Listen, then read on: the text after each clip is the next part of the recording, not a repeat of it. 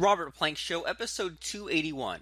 Use Zapier to connect web apps, WordPress, Google, Facebook, Twitter, Aweber, and more for increased productivity, traffic, and marketing with Danny Schreiber. Hey everybody, and welcome back to the program. This is the Robert Plank Show, and we're joined today by Danny Schreiber of Zapier. And Danny is the marketing director at Zapier, which is an app automation tool that helps professionals get more done. And he's been with the company since 2013, seeing them grow from 100,000 users to 1.5 million users in that time, from just a few hundred integrations to now more than 800. And before Zapier, Danny was the founding editor of a tech news blog covering startups in the Midwest. So Danny, welcome to the show. Hey, thanks so much for having me, Robert. I'm glad that you're here. So, man, this tool, Zapier, I think it's like one of the coolest tools that I've ever used in the last couple of years. So can you kind of tell everyone, what is this Zapier, and why do us, marketers who use stuff like WordPress and Aweber and stuff, why do we need to use it so much? Yeah, for sure. I like also how you took my title with director and used directory, because I think that's at the heart of Zapier. You've got this directory of apps that we use today in our work. For Zapier, we say we have 800 different apps, or you might call them business services, pieces of software, or systems that you work in, or that we connect to. You might work in 10, 12, 15 of them. I think on average today, they say that small businesses, or you think about a professional within a large organization, you're using a combination of apps to get work done. You don't go and hey, I'm going to get Microsoft Suite, or hey, everything that Oracle's got, I'm going to use. Instead, you say, I want to use WordPress for my landing pages. I want to use Aweber to manage my lists. Soon, though, you realize that, I've just trapped some information. I've just got some leads that are over on my form tool. I've got in Wufoo, I've got 242 new entries that I wish were over in Aweber. And so where Zapier comes into play is with a few clicks, anybody's able to integrate these disparate systems and put together automation that can not just save you time, but also lead to better outcomes. Example of that might be, you think about setting up an automated sequence with your email newsletter system in order to nurture a new lead. Well, now you hook up your lead generation tool. Let's say you're using Facebook lead ads, really effective way to grow your audience. And then you've got your lead generation tool, or your lead nurturing tool over with MailChimp, and you use their automation system there. Now, every time you get that new lead, it pipes over to MailChimp through Zapier, and then you get them started on this drip. They first learn about your company, the next they learn about your product, next they learn how to use the product. So, for us at Zapier, we look at outcomes of, can we help professionals save you time, but then can we also put in better workflows for you to have better outcomes. Awesome. And I think that just the whole idea of like having the workflow and having like, some kind of trigger go and copying to other websites is so freaking cool, because sort of like you said, like a lot of times we kind of get stuck using a certain system, or there's always like that sort of promise that the grass is greener on the other side, because like us marketers always hear about like, oh, well, there's this awesome tool that it'll do your leads, it'll do your sales, it'll do all your offline stuff, and then you use it and it's like, well, some of their features are lacking, or like there was a reason why I used this certain platform. And I like how Zapier kind of connects these different things, because like, for example, a big frustration for me for a long time was when I post to my blog, I wanted to, post to Twitter, I wanted to post to Facebook, and I've used some of those different plugins where sometimes I'd post it and I wouldn't quite post right, or I'd want to have more control over it. And so I use Zapier for like, if I post a new YouTube, it posts to Facebook and my different fan pages. Same thing with the blog post. And I use Zapier for if I get like our meeting right now, like if someone books an appointment for a podcast, they use a service called Calendly, and then that lead comes in, and then it copies over to a Google spreadsheet row. So there's all kinds of like these things where if we were to find like some kind of service that did literally everything, it would have those features missing. So I really like all these cool things that Zapier is doing. Yeah, and you think about, so Calendly's a great example, because that's this tool that it's really good at allowing people to set up meeting times that work for everybody. Sure, that's a built-in feature of Google Calendar, or maybe your CRM offers that too, but Calendly does it so well. You think about landing page builders like Unbounce, or lead pages. These tools, they do something so well that it's hard not to want to use them. But then you realize, wait a minute, that's another tool, that's another subscription, that's another place for me to store information. I got to get that into my workflow, and that's where Zapier really becomes this spot that you work out of. And you go back to that directory. We have people. I think one of the most powerful things at Zapier that it's easy to overlook is if you're a marketer or if you're on a sales team and you think, I need a tool to help me with X. I need a tool that will be sending transactional email. One of the best spots to go is to Zapier and really look at the tools connected to Zapier, because now you know that, all right, I've got Wufoo connected. Now I can look at what other tools are out there that connect to Wufoo, and you've got over 800 to think about. So that's another way to look at the value of Zapier, is that it's this network of tools that you'll always know you can get your information to where you need to use it most. And that is like such a, I don't even know how to say it, but like that's such a like a thing we take for granted these days, because in the dark ages, to do something as simple as like, a MailChimp or an Aweber lead comes in and to like copy that to a GoToWebinar or vice versa used to take, custom programming, or hopefully some kind of tool existed, and if you had to program it yourself, you'd have to figure out how to like, make these two things talk to each other. So all kinds of cool ways things can connect. And so I'm super curious about like, how did this idea even come about? I mean, like, did you guys try different solutions, or like, how did this even happen? Yeah, great question. And I think this is a point too. If you're a listener right now, I might start using some words that you might turn you off. I hope you don't turn it off. But one is API. Another one is webhooks.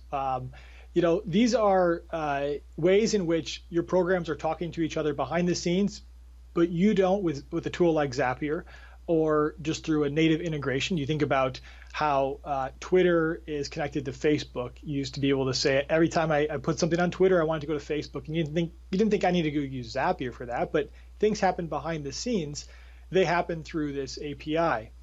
We don't need to go into the details of that, but really what is important to know is that Zapier got its start because these three team members, the three founders of Zapier, used to do, as you would say, back in the old days, you've got to do more manual work around that. So Wade Foster, Brian Helmig, Mike Knoop, they were helping businesses back then connecting APIs so that way people could hook up their form software with their email marketing software of choice. So through an instant messenger conversation, actually, which they've got this great, if you go on our blog, you can kind of read the backstory of it, and you can see this screenshot of when this idea kind of came about, when the light bulb happened, which was, why are we doing these one-to-one integrations? Let's build a hub. Let's build this API of APIs almost, where once I plug into it, then everything connects. You don't have to keep thinking, I need to connect one thing with the other thing. I need to connect that next thing with the other thing. It all connects. It all works. And so that was in 2011. Around that time, there was this competition, Startup Weekend. Are you familiar with that? Have you heard of this? Never heard of it. So you can get together on a weekend and work and kind of hack on a project for 48 hours. And it was at that little event in Missouri that Zapier was born. And at that point, the product existed. It was very, very new. And it didn't have any users. Of course, people in the room thought, okay, this is neat. Maybe I'll use this. But when the company really began to really take off was the three founders kept working on it. And Andrew Warner, who I'm sure many of your listeners will be familiar with, as he's Mixergy. Yep, Mixergy, a popular podcast as well. Andrew Warner put this tweet out. He said, I need to connect PayPal with Highrise. Why can't I do it? And Wade was on Twitter, and he's a Mixergy fan, and he responds. He says, give Zapier a try. And Andrew Warner then became our first paying customer. And from that point forward, we had other people sign up, paying to use this integration software that wasn't just about integrating two things together or making two things talk to each other, but was about allowing you to hook in one application like Highrise, which is a CRM in which you can hold your contacts, and hook it into PayPal, which is your payment processing. And then anytime somebody buys something from your site, they're added to Highrise. And so from that point forward, we were able to get some of our earliest users, not by, I would say, traditional marketing means of blasting something out on social media or promoting something in an email list or doing any display advertising. But I think a really interesting part here is that we would go to user forums, the depths of the web where people are talking about their problems, and they're saying, I've just spent the past 3 hours trying to connect these two apps. I can't do it. I'm desperate here. I need to do this for work. And we would come in and we would say, we've got something we're working on. Give this a shot.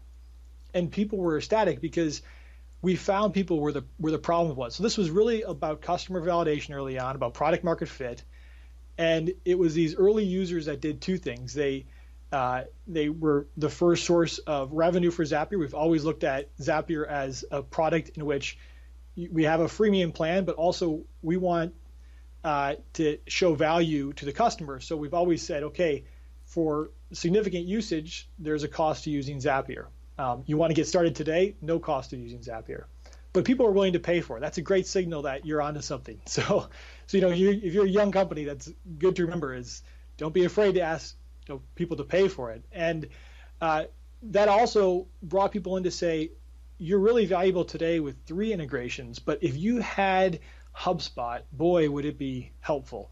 And so, Robert, that's kind of what happened. You have Zapier started out with 30 different apps on it, so 30 different ways to connect services.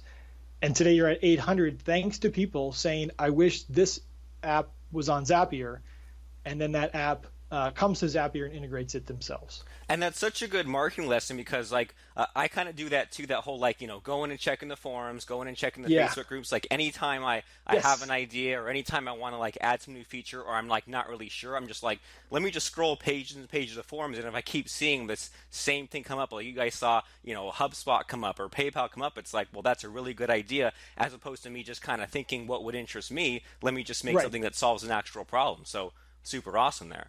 Yeah, right on.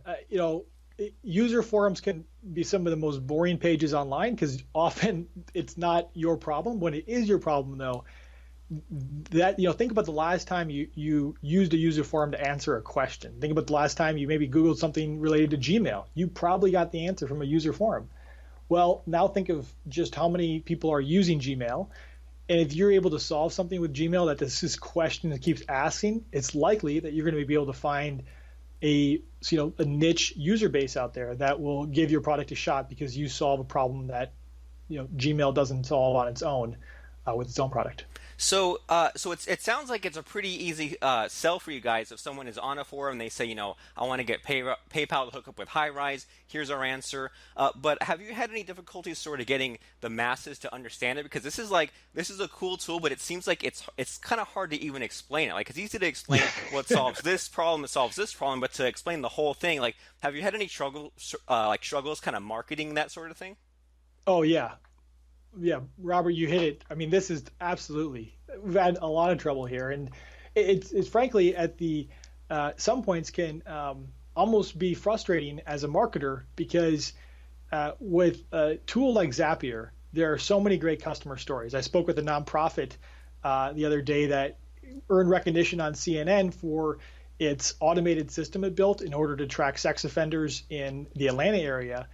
On the back end, they put this whole automation together with Zapier. Zapier, of course, it wasn't a part of the article, but that's not the point here. The story that's so cool is that this nonprofit with a small budget was able to put together a really robust and strong tracking system that they were able to do, through Zapier, basically connecting Airtable with a form software, connecting that with something else in order to get this system up and running on a very shoestring budget.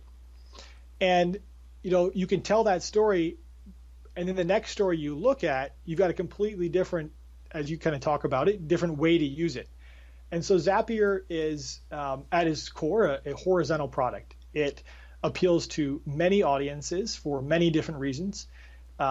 Similar to Zapier is Trello. You think about Trello, it's this tool that you can use for project management, but then also people put their recipes on it and plan their week of recipes with Trello.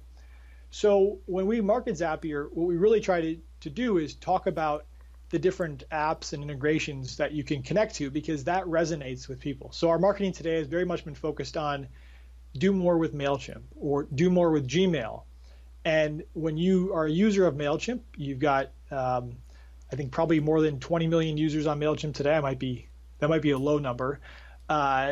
You then have that audience already bought into what's happening with MailChimp and the way they use MailChimp. Now think, I need to do more with MailChimp. Zapier becomes a solution to a problem that they have. So that's been the main way that we've approached it, is to think, let's first off target the app users themselves versus targeting specific personas, because we're confident that the app user persona is larger than the potential, real estate market that could be using Zapier. We're starting this year, to more move into these persona-based marketing, but for the most part, we've really been looking at what are the apps that people are using and what do they want to do with it. The way you hook two apps up is also an outcome that's different. So let's say I save Twitter mentions to a Google Sheet. For a marketer, that might be a contest. For a PR person, that might be saving mentions for a client. For a salesperson, that might be saving local mentions for sales leads. So while it is the same use case, we really need 3 different marketing pages to show off that integration.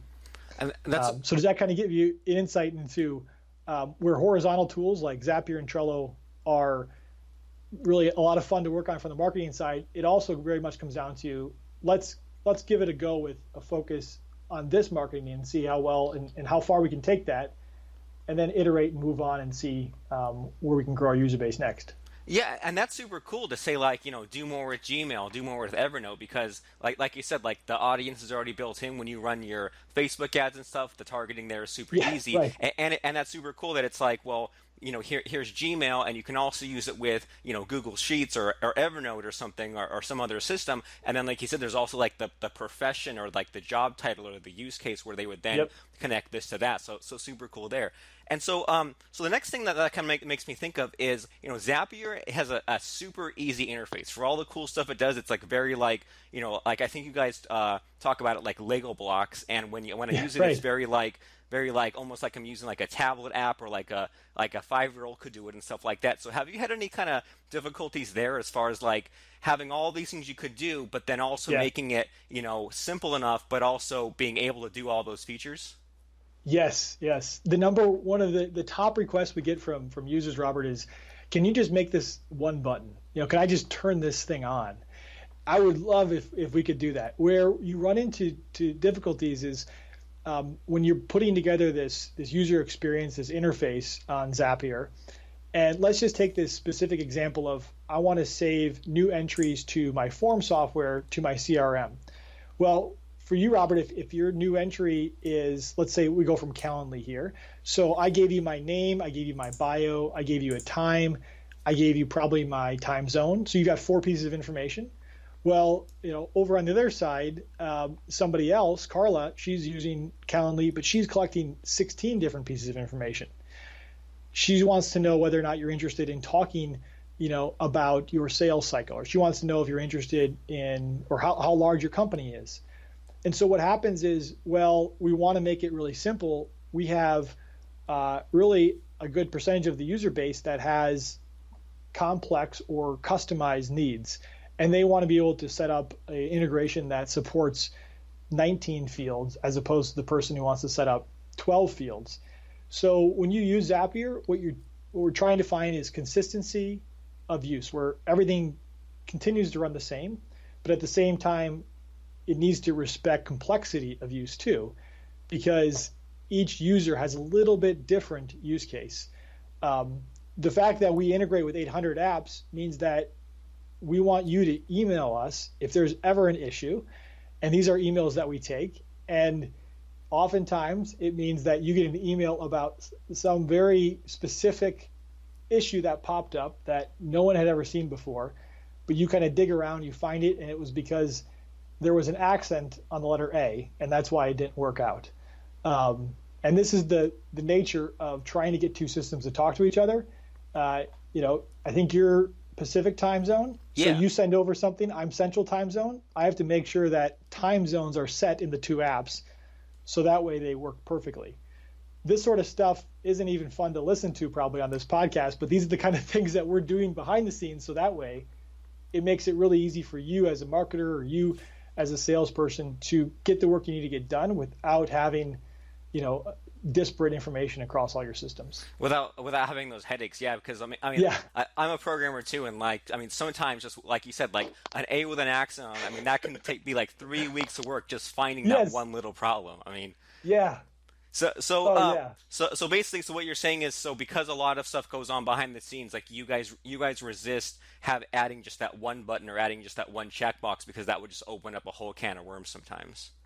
Right. As we want to make it more and more simple, we find reasons that are more compelling to keep options there, keep the not complexity, but keep the sophistication of the system there. But give Zapier a try, and if you find something confusing, email me. And my email, the best way to email me is to email me through our support team, which is contact@zapier.com, and say, hey, I tried Zapier and I couldn't get past this step, and we want to know what that is so that way we can make it really easy to use. Cool. And so speak along those lines of people emailing you or people using it or people maybe sort of running up against maybe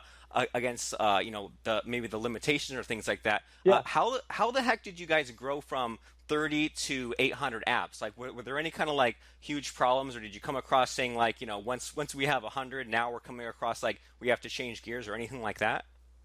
Great. Yeah. So I think I stopped when I was doing the Zapier backstory. I stopped in the year 2012 when you have 30 different apps that connect to Zapier. And at that point, we had people saying, I want to see HubSpot on Zapier. So what happened then is we created this developer platform. So the first 30 apps that were connected with Zapier were done so by the team inside of Zapier. And those were apps like MailChimp, PayPal, Dropbox, some of the largest SaaS apps that you would use in a business today.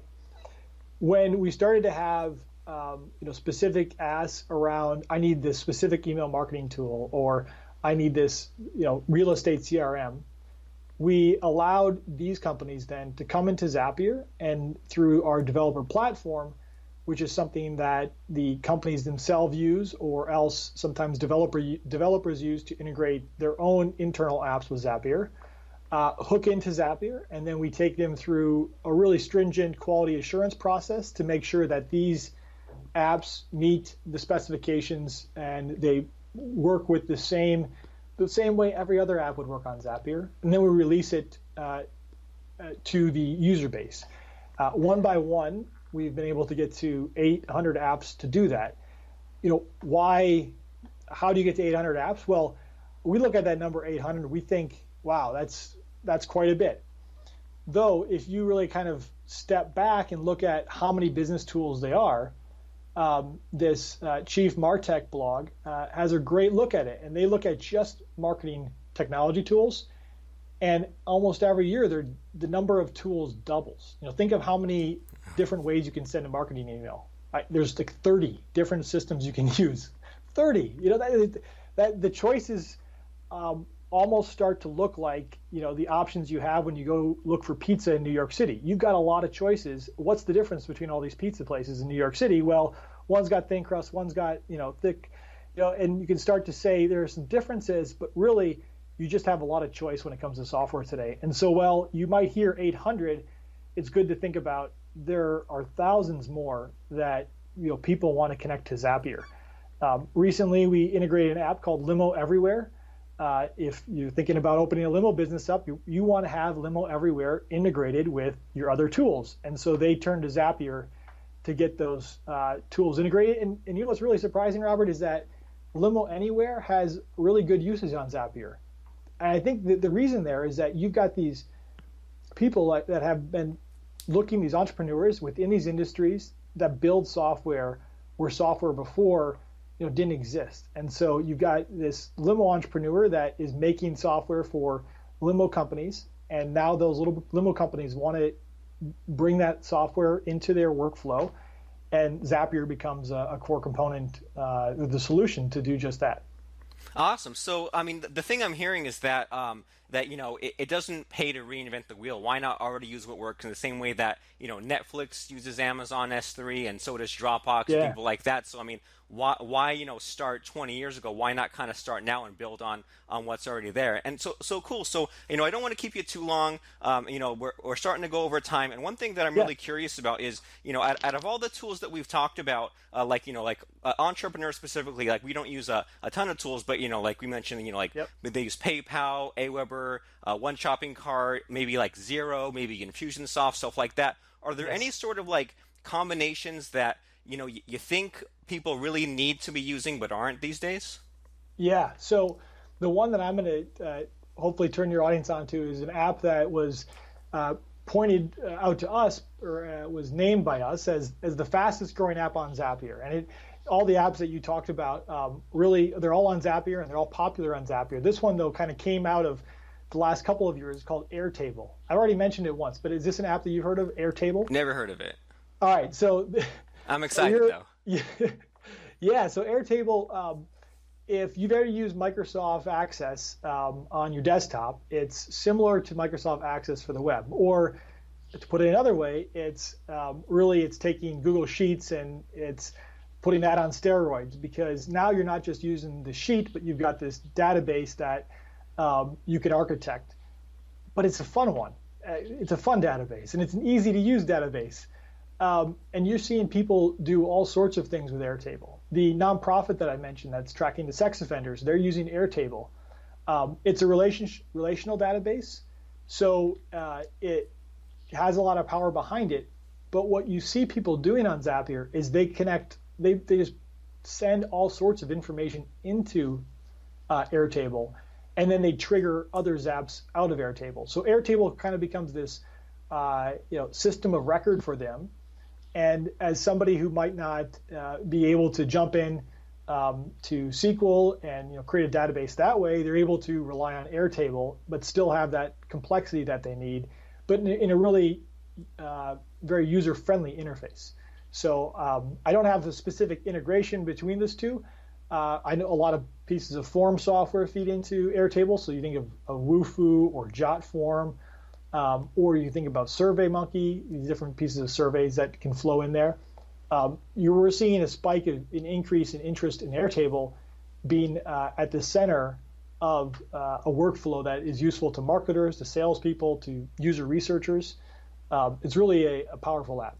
Awesome. And so every time I log into Zapier, I always end up finding like some really cool hidden feature or some new integration you guys have. And so Airtable sounds pretty cool. And I mean, even some of the stuff as crazy as like you can like send a text message or like handle incoming emails and all kinds of crazy mixes and matches. And the thing I'm looking into these days is to use some of that nerdy terminology we talked about near the beginning, are some of those webhooks. So like we have a backup plugin for WordPress, and I'm looking into when the backup runs, find a way to shoot the URL of the backup file to Zapier, and we hook up with like Dropbox and S3, but to put it on like Microsoft Azure or something like that would be pretty cool. Or like we have a membership plugin, and to be able to just fire off to a webhook if a new member comes in, or if a member cancels, shoot them off to a CRM or something like that. And so lots of cool stuff there with Zapier, and everyone should go there and get one of those free accounts at Zapier. That's Zapier.com.